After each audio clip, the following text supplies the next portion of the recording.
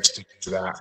Jake Elliott here, welcoming you to the first in our series of the Canadian Lacrosse Hall of Fame, past, present, future series where we're going to talk to some current Hall of Famers and kick it around a little bit, chop it up, have some fun, talk about some glory days and maybe some pressing news in the world of lacrosse, as well as let me introduce our three panelists right off the top.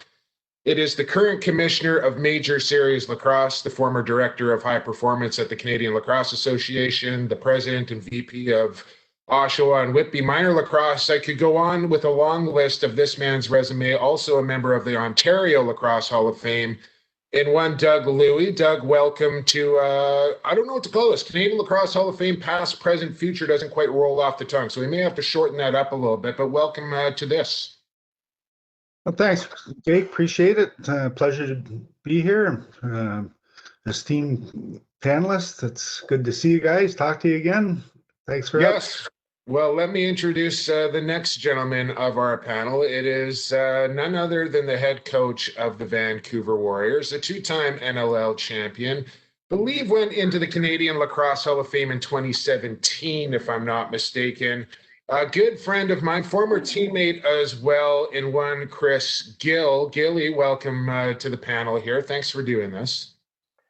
No, thanks for having me on, Jake. It's going to be fun. It will be fun. Our last but not least, of course, is the current commissioner of the Western Lacrosse Association. Check this out, folks. I didn't even know this was possible, but he is a three-time inductee to the Canadian Lacrosse Hall of Fame, I believe, as a player, a coach, and a builder. You can correct me if I'm wrong on this, but 3 Minto Cups as a player with the Cablevision back in the late 70s, 3 as a coach with the Burnaby Lakers Junior A program, and 3 Man Cups as well with the new Westminster Sandbellies. That's a lot of rings and only one thumb, I believe, left open without one, as we welcome Paul Dal Monte to the panel. Welcome, Commissioner. Thanks, Jake. Great to be here with Chris and Doug. Thanks for having us here. My pleasure, our pleasure, and welcome to all our viewers watching this as well. If you don't know me, my name's Jake Elliott. I'm a lacrosse broadcaster for the National Lacrosse League and the Western Lacrosse Association, the BC Junior A Lacrosse League as well. And I guess one of the few members of lacrosse media, I suppose you could call me. So I've been asked to do this, and you guys are first up on the panel here, and I would say a lot to kind of talk about. Maybe, Gilly, we'll start with you as recent news from the commissioner of the National Lacrosse League, one Nick Sakevich, alluding to the fact that the National Lacrosse League has targeted a return date for early April, the weekend of April 9th to the 11th. And of course, that is kind of right near where the normal WLA season would start, but just tell me what you know about the league getting off the ground. I know there's a lot of hurdles to jump through and what have you before things get started again, but maybe a bit of an update on the National Lacrosse League and what can we expect moving into the new year? Yeah, so they've announced a start date, possible start date in April, but it's all dependent on what's going on in the world with COVID. But you know, if everything goes the way we all want it to go, I guess training camp starts in March, and no one knows if it'll be a 2, 3, 4 week training camp, maybe a 1 week training camp. It's all up in the air, but it's just about prepping for that. And basically, instead of being in the stretch run for playoffs, it's training camp time. So it's going to be a little different for everybody. But I think players, coaches, fans, we all want lacrosse to get going one way or another. So hopefully it starts up, and I'm pretty excited about it. I've had enough sitting around and waiting. As we have all, it's been a long kind of off season with the NLL season getting cut short, and of course no summer season of Canadian lacrosse, which is made for kind of a long summer and into the fall, and now we work our way into kind of the holiday season, as you can see behind me on that side right there. So it's a bit of a unique challenge, and of course, you know, that league, the National Lacrosse League, really dependent on border travel and having fans in their building, and those things are still to kind of be determined. But with the hope that the National Lacrosse League starts in early April, commissioners of the MSL and WLA, that is going to definitely be a direct effect on your guys' league. What is the protocol in place for you guys? Have you kind of circled an area on the calendar on when you would like to start the season? And maybe we can go a step further than that. If the two seasons do happen to overlap, which I'm assuming they probably will, and as we know, players move back and forth between the leagues, how are you guys going to address that situation? Doug, let's start with you. Okay, Jake. We had a meeting on Thursday night to talk about that very issue. Obviously, with the NLL's decision to start in early April, will have an impact on us in our league, and I'm sure the WLA as well. But our plan right now is to start our 18-game schedule on June 1st with the best rosters we can put together, realizing that some of them will not be available. We've also struck a committee to deal with what that player base will look like, as well as contingent schedule should we not be able to go the full 18 schedule of playoffs. Paul? Yeah, thanks, Jake. I think so. To echo Doug's comments, we're approaching the season intending to play, and our plans are to have an 18-game schedule developed to start again, around the same timeline, end of May, 1st of June. We'll have a contingency schedule that'll be a 12-game schedule that'll start us towards the end of June, and then we'll have an alternative schedule that will be a different format than all of those, keeping in mind that really we're going to be guided by what happens from a health perspective. At the end of the day, national and provincial health authorities are going to make decisions that'll impact whether or not teams can play, how many people can be in buildings. And so we'll have the benefit of the NHL and the NBA because they're going to start much earlier, and we'll have a sense of what they're doing. The difference, of course, is they can survive for a period of time without fans in the stands and without paying paid tickets. Everything else, I think, is fluid. So we're going to have to wait and see, especially with numbers the way they're escalating right now across the country and certainly south of the border.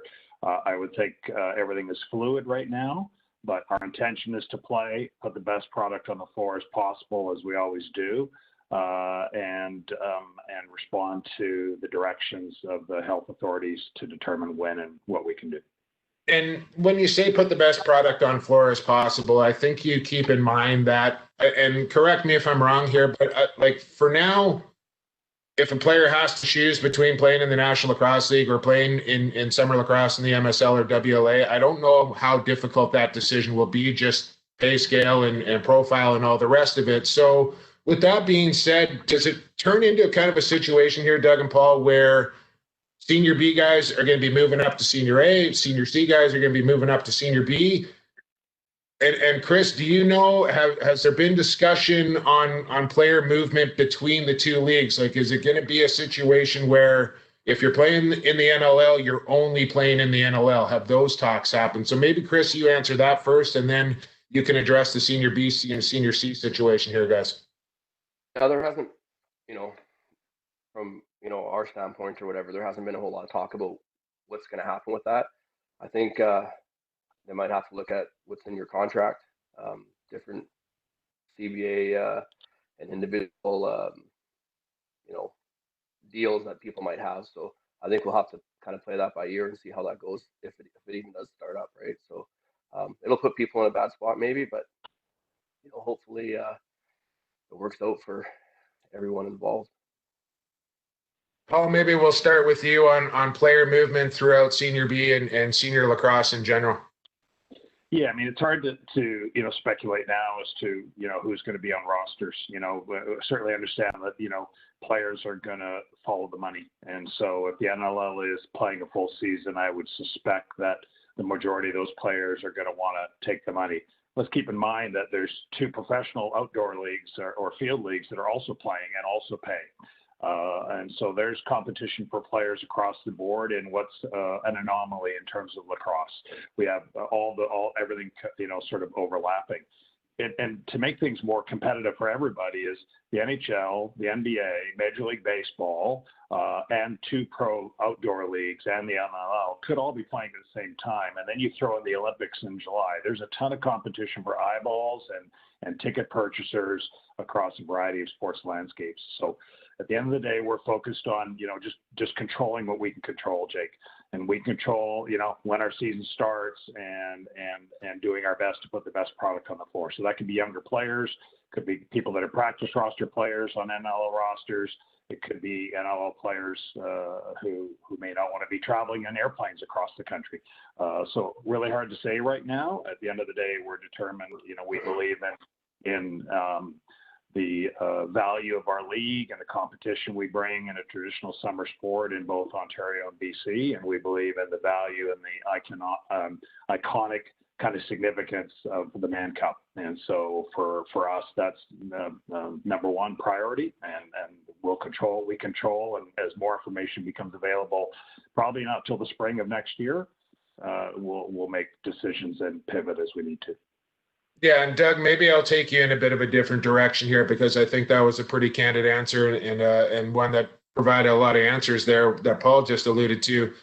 And he talked about the iconic history and kind of the past. And really right now, one of the stories on the front burner here is what's happening in your neck of the woods in Brampton, Ontario, with the sale or transfer, if you will, of the Brampton Excelsiors, 150 years of history, sold to an American buyer who plans to move the team out of market and kind of rip that franchise out of the city. As you, as the MSL commissioner in Ontario Lacrosse, maybe you can enlighten the viewers here a little bit of what has transpired with the Excelsiors and what is going to happen with that storied franchise. Well, right now we're still waiting for the governing body to formally approve the transfer of the team to Owen Sound. As a lacrosse person and the commissioner, disappointed, of course, to not have an MSL team in Brampton based on their history. Like the Victoria Shamrocks and New West Salmon Bellies, are an iconic name that has quite a history. But the transaction, from everything that every document that I've been shown, was done above board, and there's some people that aren't happy about it. And unfortunately, it broke on social media rather than through our press release that was prepared, and we had intended to let that release out once the governing body had approved it. Unfortunately, a couple of people jumped the gun and the news got out there. I think it's starting to settle down now. I believe that they will be playing in Owen Sound, which again is another great lacrosse town. I think that they'll support the team there. Doesn't rule out the possibility of a team coming back to Brampton. My biggest concern right now is, does the name travel with it, the name Excelsiors? I think that's the key to this transaction. They can have bug juice, Doug. They can have bug juice in Owens. And maybe I'll stick with you here for this next question. We saw a post come out with the Six Nations Chiefs, and they're kind of clamoring for some more fan support and financial support there. But from what I understand, there was an application for a franchise expansion team lobbied here from Mr. Norton for the last few years that has been turned down, and that's part of the reason that the Excelsiors were purchased. And it's interesting to me as I look in the WLA, 7 teams and a third of the population in Ontario, with one less team and 3 times the amount of people. Why has it been so reluctant in Ontario to add another or even 2 major series teams? I think our governors are more concerned with the long-term success of the league, and I think they looked at that first. And we actually had 2 applicants for MSL last year. Both were denied. One was basically because of one owner of 2 teams that, not to say that would happen, but it would certainly be a conflict of interest in the minds of our governors. And the other one just hadn't worked in the past geographically. And I think that our governors turned it down based on the geography rather than the geography and the past history. playing in the Far East. Not to say it couldn't happen in the future, but it was not a good fit at this time, and they wanted to strengthen our league first before we looked at expansion as far east as the applicant was from. And Paul, can you touch on that? Has that been something that's been brought up to the WLA Board of Governors? Has there been any talk of expansion in the Western Lacrosse Association? Yeah, no, nothing at all at this stage, Jake. I think we've certainly got some. You referenced iconic franchises already. We've got some of those that are solid, and so as a league, we're always trying to improve our product and looking at innovative ways to do that. But right now, expansion has not been a topic for us. Chris Gill, being a National Lacrosse League coach, being a former NLL player, playing in the WLA, coaching in the WLA as well, you've kind of seen both sides of both leagues. Which rule book do you like the best? Yeah, that's a good question, Jake. All right. I appreciate that. Yeah, it's actually a bad question, Jake. There No, are. I mean, no. Okay, let me just say this, Gilly. This is where I'm going with this. There's no real wrong answer to this. And for me, I've been on a platform for a long time. I don't think this is any surprise to any of you guys that I really believe that the sport of lacrosse needs a unified rule book. And part of that is the wooden sticks, the 4 quarters or 3 periods, the over and back, the back ends, there's so many, and even between BC and Ontario, we have different sets of rules. And even then, when we get to the Mann Cup, we have a different set of rules. And there's different rules in the NLL and junior lacrosse. For me, guys, I think we need to pick a rule book and go with it. And I don't know. Do you guys have an opinion on which rule book you like better? That's my question. I think in the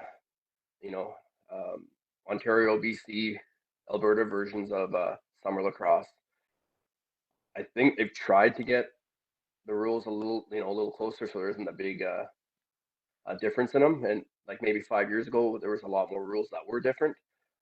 But I think Doug and Paul can talk on that. For the NLL portion, I like the way they changed the rules. They have a committee that overlooks all that stuff, and they're only doing it for the better of the game or make the game faster or safer or whatever it is. So I like what they do with that, because there isn't 2 leagues fighting for the same championship and having different rules. So for me, I personally like that. And you know what, the back over rules and the 8 seconds getting out of your own end, it makes makes all players become skill players. And it's not just offense or defense. So you got to get the ball out of your end, and you got to keep it on that side of the floor once you get it over. So I would like to see a WLA and Canadian lacrosse kind of convert something like that, because it makes the game faster and more interesting. Paul, you look like you're chomping at the bit here to jump in. No. I mean, Doug. So to be clear, that both Ontario, MSL, and WA are aligned on our rules. So even in the fighting aspect, because I believe fighting was allowed in the WLA, didn't get the game misconduct, but I don't believe that to be the case in Ontario. Am I off base on that? So let me rephrase that. So other than whether a penalty is a 4-minute back check or a 5 or a 2, those things, there are some nuances that would perhaps be different even between the NLL and the WLA and the MSL. But generally speaking, how the game is played, Doug and I and the WLA and the MSL are aligned. We agree on what is going to happen in the Mann Cup, and as long as it's being played in the Mann Cup, both of our leagues adopt those rules. So, for example, a year ago we adopted the 30-second shot clock across the board for our league play and for the Mann Cup. We haven't publicly released anything because we missed the season last year, but Doug and I and our leagues had both agreed that the 8 or 10-second center line over and back rule was going to be implemented. So I would anticipate that, what we're trying to do is improve our game. We took an innovative approach to overtime, as you know, in our league play. We knew that wasn't going to be played in the playoffs or the Mann Cup, but we thought it would add some excitement to our leagues, right? So we're interested in trying to speed up the game, and there's not really, in my opinion, a great deal of difference between us and the NLL on a lot of rules. So the goals are bigger, the crease rules are a little bit different, and goalies are allowed to use wooden sticks, but Well, there's turf in the NLL, and that controls the bounce. And a lot of our governors and our goalies that have to play on, there's only one turf floor in the WLA that are playing on cement. And those goalies and coaches aren't really in favor of using a plastic stick because of the bounce off the floor. Because of the bounce off the floor, and that makes sense for those players, right? If we had turf in every arena, it would be a different story. Yeah, I find that maybe, and Doug, a lot more turf rinks in Ontario than there are in BC. But for me, I think that's the biggest hurdle in the sport. The biggest disconnect is for a kid coming out of junior that has played with a wooden stick between his legs the entire time on a smaller net to get drafted into the NLL and all of a sudden go to a bigger net and a smaller stick. That is a massive jump for a young kid to try and make it from that level to the next level. And I just feel like there's probably an easier way to bridge the gap in that regard. What do you think, Doug? Well, I think that,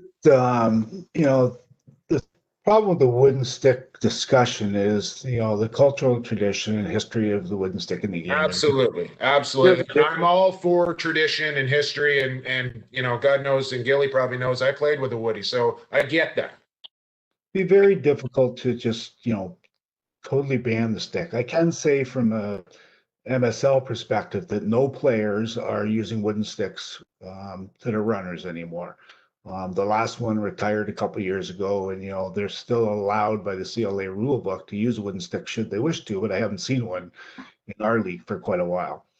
The rules of the game, and you alluded to earlier, the NLL uses a 4-9 net. MSL and WLA use a 4-6 net. Minor lacrosse uses a 4x4 net. I think the reason the nets got bigger and goaltenders got bigger from an NLL point of view, and Chris, correct me if I'm wrong, but the fans wanted to see more scoring. And that was a feature of the game, so the nets got bigger. I think goalie pads got bigger too, did they not, Doug? The goalie pads got bigger as well. So it's a catch-22. If you ask me if the goalies in the WLA or MSL were not using wooden sticks, would scoring increase? Absolutely, it would increase. But the overall problem from your original question was we have 3 governing bodies for the same players and the same officials. We have World Lacrosse, we have National Lacrosse League, and we have the CLA rulebook. Yeah. Yet the same players and the same officials are doing the game. No wonder it's confusing to people. Should we be unified? I hope to be there someday, but based on our history, it's likely going to be a little while longer. Well, maybe, and we'll stick on the rule book here a little bit, because I think it's an important conversation, guys, that you just mentioned. World Lacrosse, National Lacrosse League, Canadian Lacrosse, all different. And even for an official, or even for a guy like myself, a broadcaster that's got to jump from league to league and know the little nuances and different rules for each and every league, imagine what that's like for a fan, especially one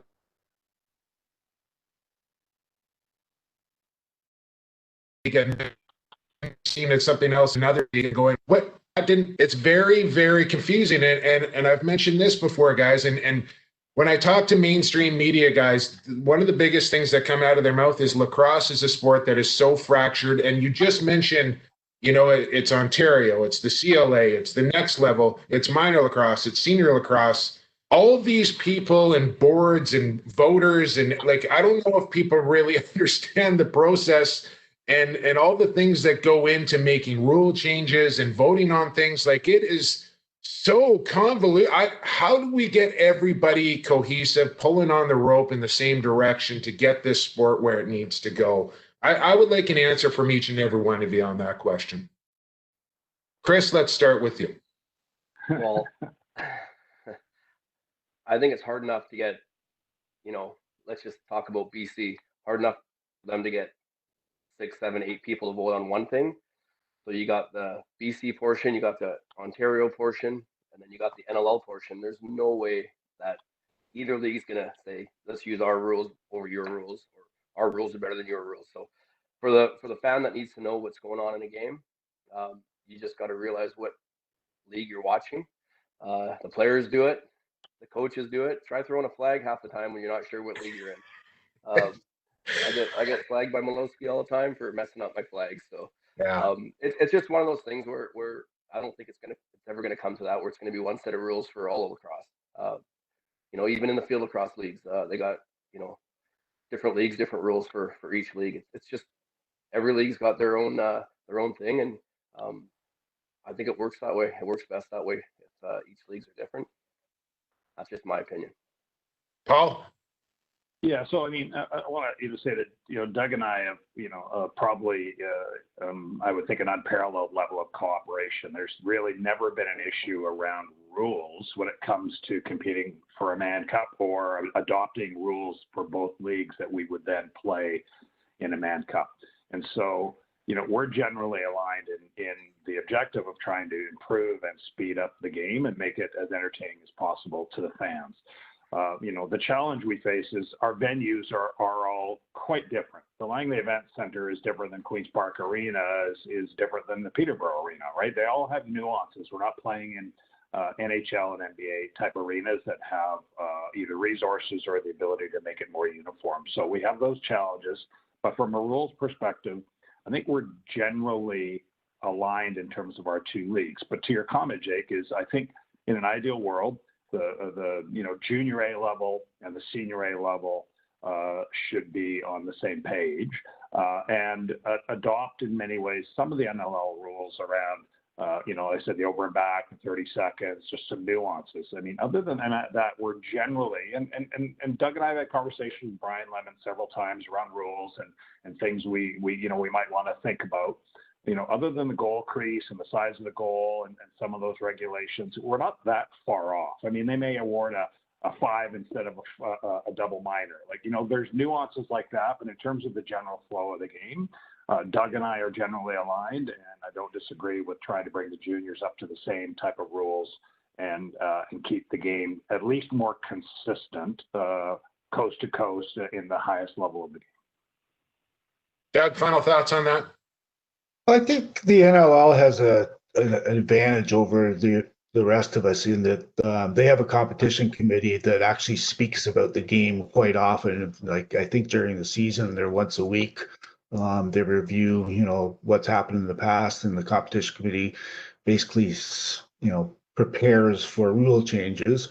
And in the governing bodies and, provincial and national governing bodies of box lacrosse here, very difficult to get a rule change. It's about an 18-month process from the time it goes through the box or field sector and gets to the board.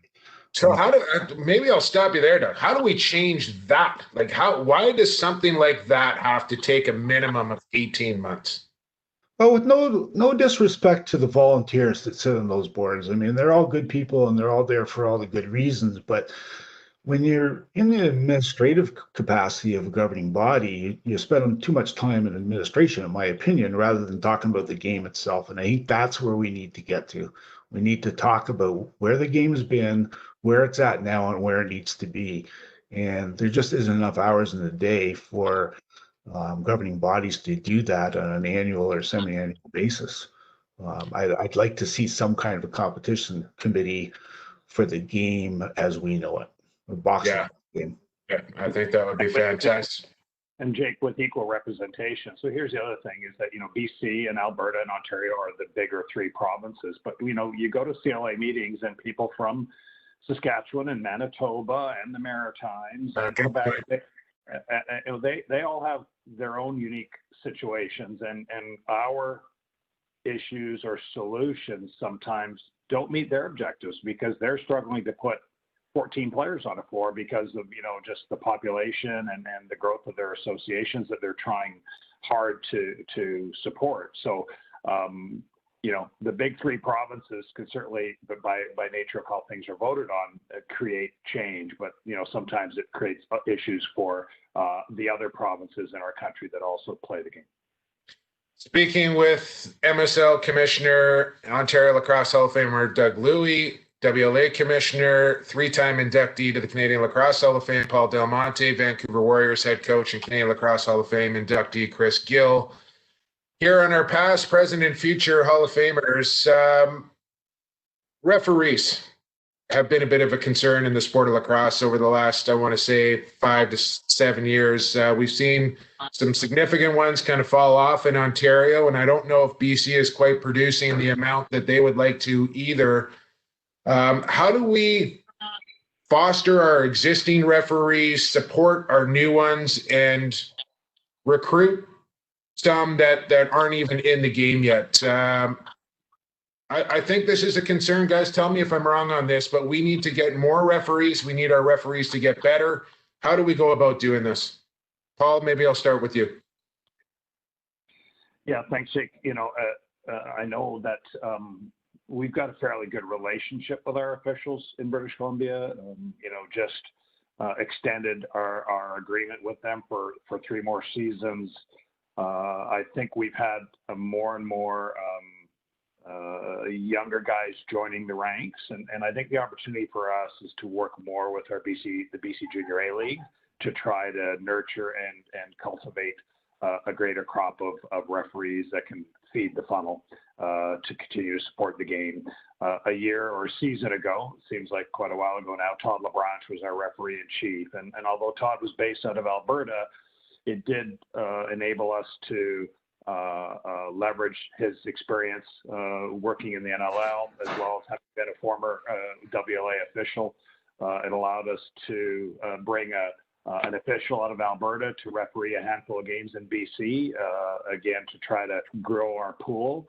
It also allowed some of our local referees to gain some exposure and the nurturing of Todd that allowed them to get a shot to referee in the NLL. So I think there needs to be a cooperative effort, between the leagues, but certainly locally to try to nurture those young referees to keep going and filling. Because, as you know, as Chris will know, a lot of managers and coaches are never happy the referee to be the best in the world, but there will come a moment when you're not actually pleased with their performance. That's the nature of the game, but I think in general they do an excellent job.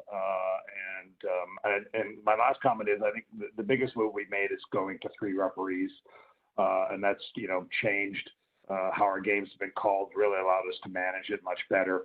But in doing so, you challenge your resources. Instead of needing 2 per game, now you have 63 game schedule, needing 3.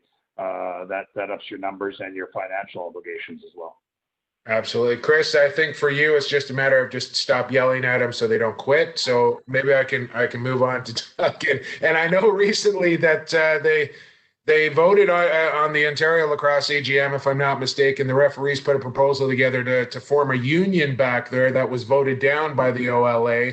Maybe you can speak to that a little bit, and how are you planning on growing your referee pool, so to speak, back there?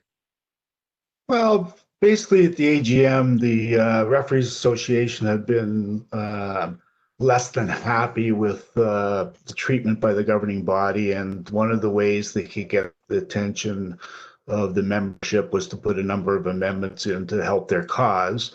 I think the membership was pretty clear when they defeated the first couple that they supported the OLA's process of the negotiations with the Referees Association and their contract. Unlike the WLA, MSL has the OLA do the negotiation with the officials for them. But the original question of how do we support the officials? I think there's 2 key elements.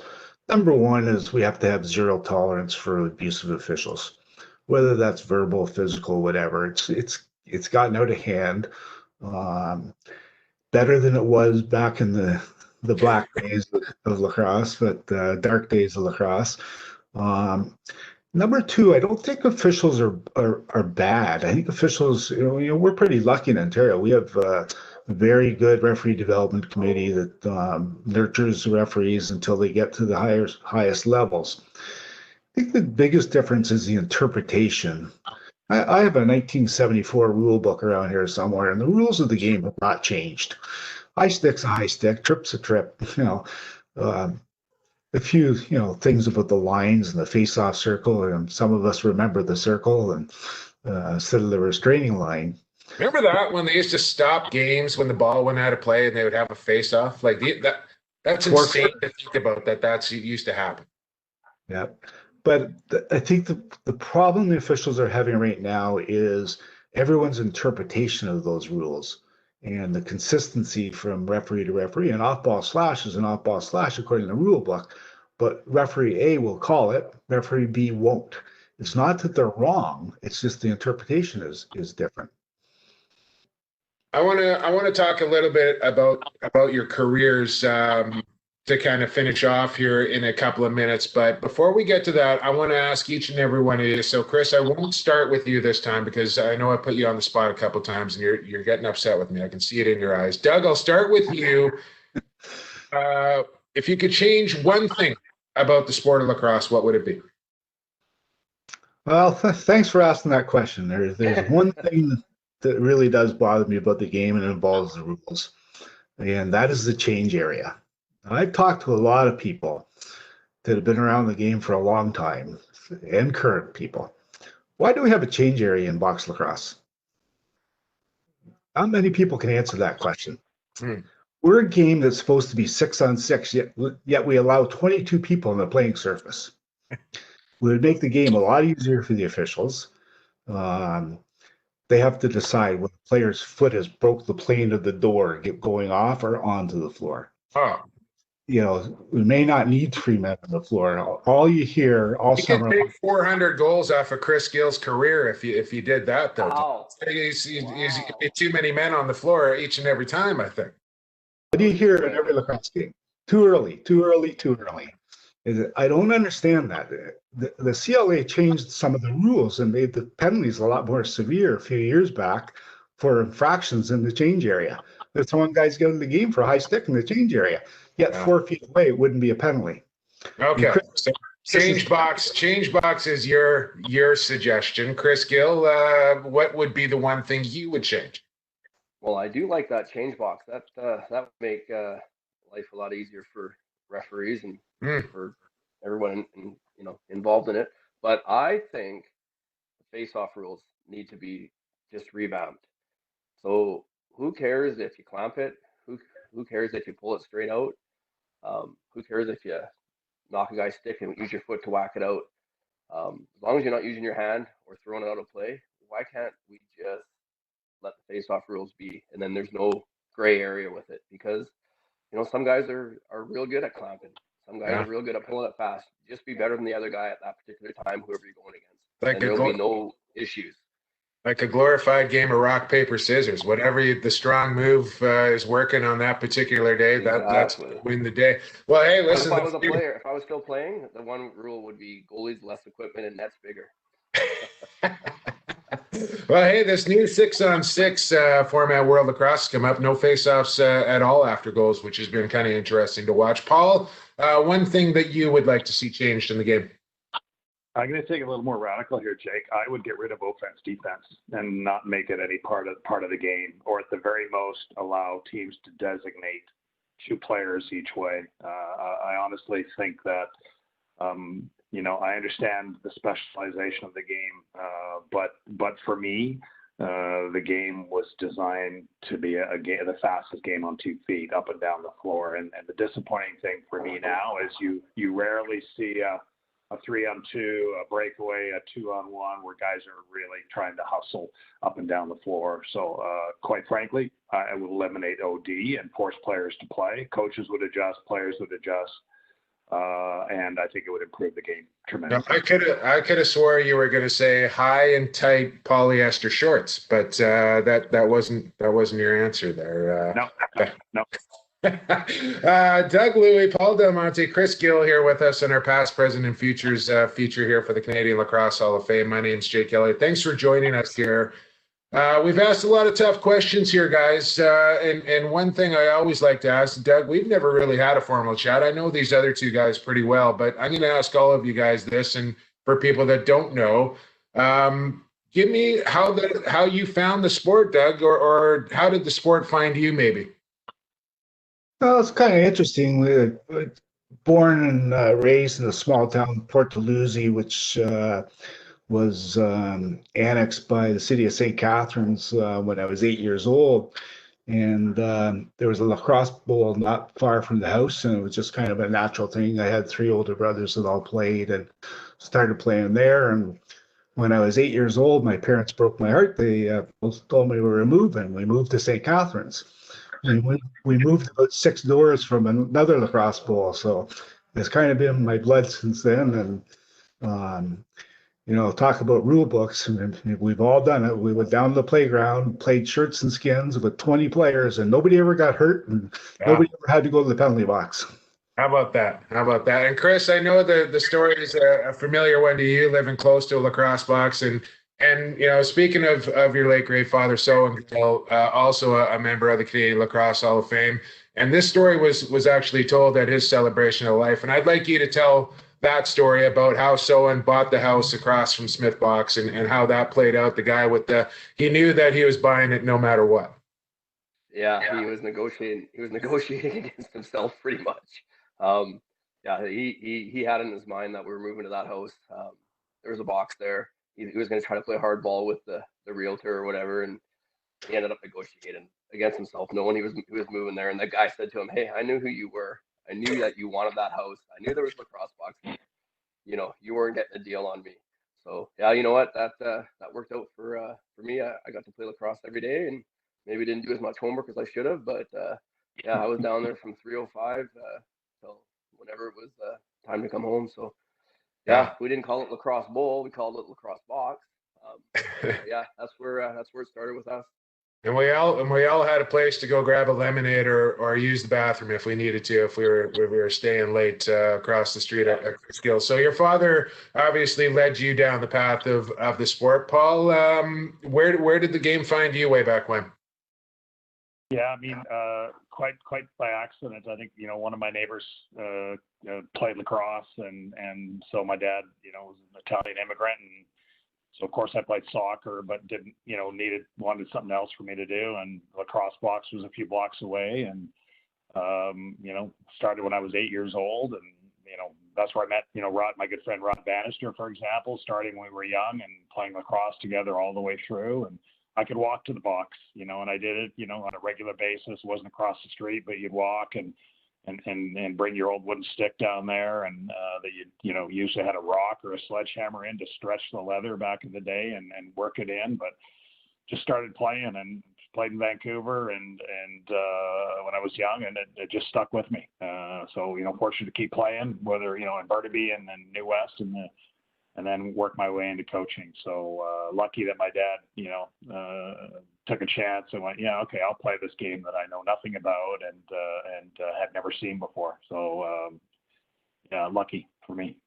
And speaking of things we'd never seen before, quite the dynasty with the Green Gales back in the day. But you turned yourself into a coach after your playing career and led your Burnaby Lakers to I don't know how many Minto Cups, winning 3 as a coach, but I think it was like 6 in a row, and undefeated seasons and BC titles and all the rest of it. But 3 in a row as a player as well, Paul, and then 3-man cups. I mean, that's a lot of titles. Does one stick out for you more than the other, or is maybe one each special in each category? How do you prioritize all those?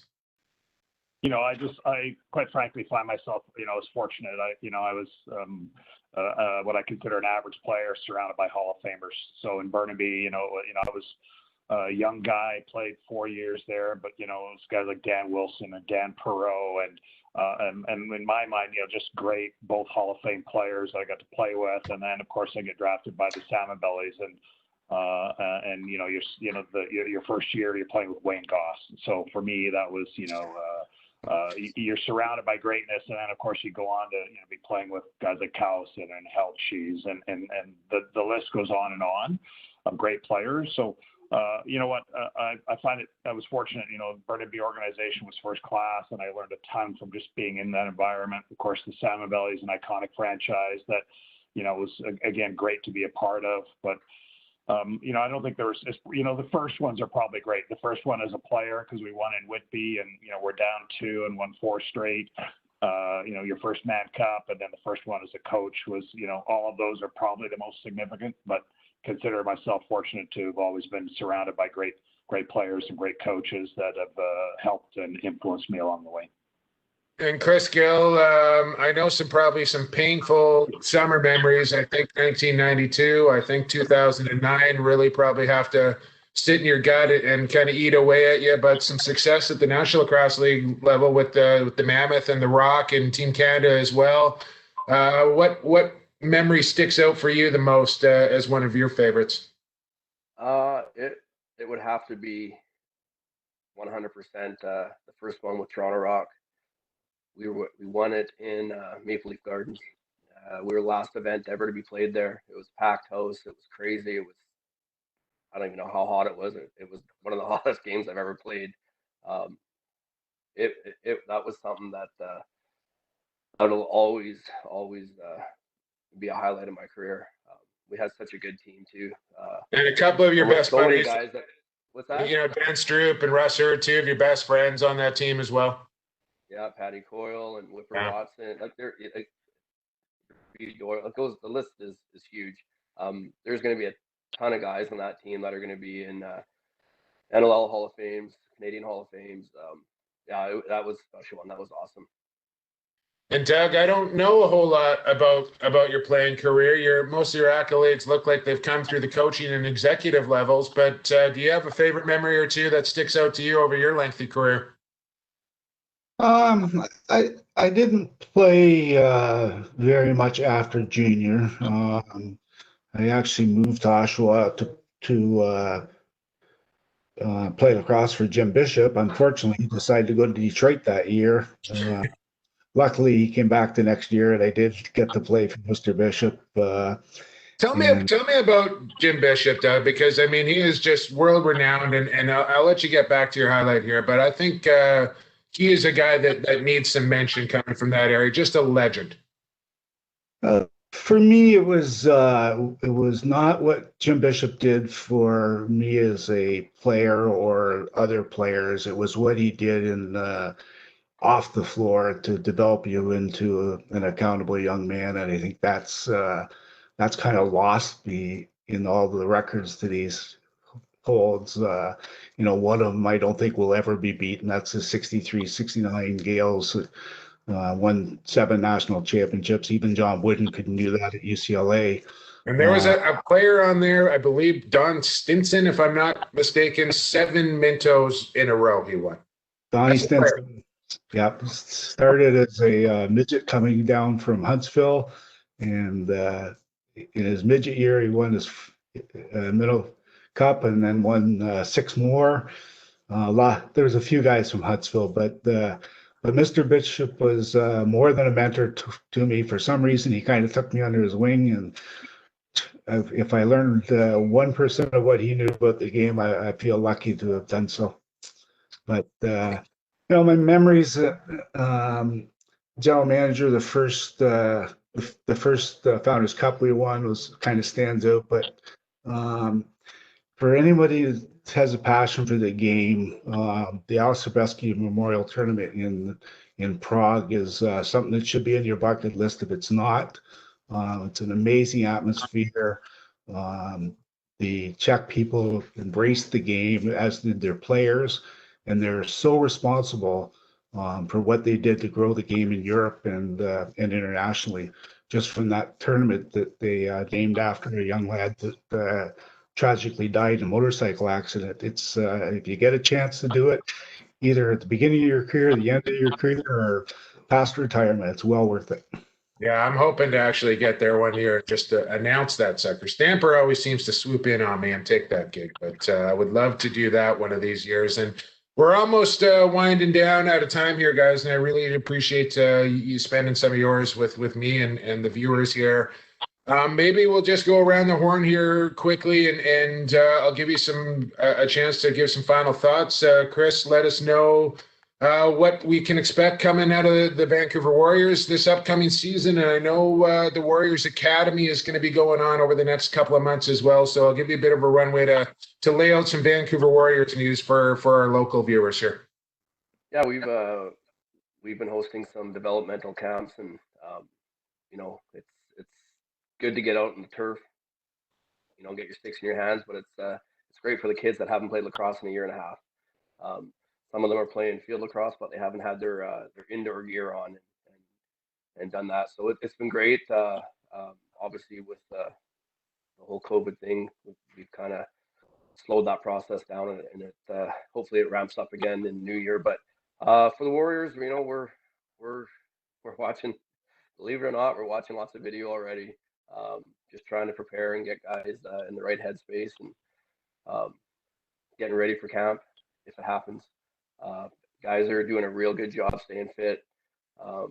It can't be easy on the mindset of anybody in this whole pandemic, but for a sports guy, a lacrosse guy, we just want to play, and we want there to be fans in the rinks watching us. So yeah, we're getting ready. We've had a good draft, and yeah, we're just ready to be chomping at the bit to get out on that turf and play.